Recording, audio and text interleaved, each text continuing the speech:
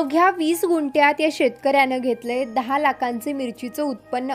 ही कथा आहे साताऱ्यातील पाटण तालुक्यातील सोनाची वाडी या गावी असलेल्या विनायक काळे या शेतकऱ्याची। या शेतकऱ्यानं आपल्या अवघ्या 20 गुंठ्याच्या शेतीमध्ये तब्बल 10 लाखाचं मिरचीचं उत्पादन घेतलंय।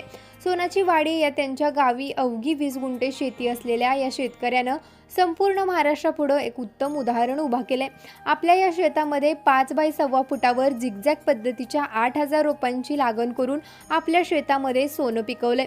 विनायक काळेंना पहिल्या 3 तोड्यामध्ये जवळपास 5.5 टनाचं मिरचीचं उत्पन्न मिळाले आणि त्यांच्या या यशामागे त्यांनी केलेली अपार मेहनत, प्रामाणिक कष्ट आणि जोडीला आधुनिक शेतीच्या तंत्रज्ञानाचा वापर करून गावखेड्यातील शेतकरी आजच्या या युगात पाठीमागे नाही हे दाखवून दिले। ऑक्टोबरची लागण असलेल्या या मिरचीच्या रोपांना वातावरणातील बदलाला अनुसरून कीटकनाशक, बुरशीनाशक यांच्या योग्य वेळी फवारणी तसेच पाण्याचे योग्य प्रमाणातील नियोजन यांची मोलाची साथ लाभली। त्यांच्या या अपार मेहनतीमुळेच त्यांच्या या मिरचीच्या प्लॉटवरती कुठलेही स्कॉर्चिंग, अक्सा, बोकड्या, थ्रिप्स यांसारख्या रोगांची लागण दिसत नाही।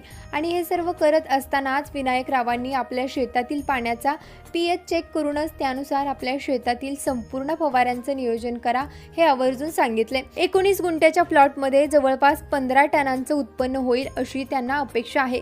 साधारण 10 लाख रुपयांच्या एकूण उत्पन्नात 2 लाख रुपयांचा खर्च सोडला तर जवळपास 7 ते 8 लाख रुपयांचा निव्वळ नफा त्यांना या मिरचीच्या प्लॉटमधून होईल असं त्यांनी सांगितले। विनायक काळे यांच्या या जिद्दीला आणि त्यांच्या परिश्रमाला कृषी मंत्राचा सलाम। शेतकरी मित्रांनो, यासारख्याच गावखेड्यातील शेतकऱ्यांच्या यशोगाथा आणि शेती संबंधित नवनवीन माहिती मिळवण्यासाठी आत्ताच कृषी मंत्राच्या यूट्यूब चॅनलला सबस्क्राईब करा आणि तसेच फेसबुक आणि इंस्टाग्राम पेजलाही फॉलो करायला विसरू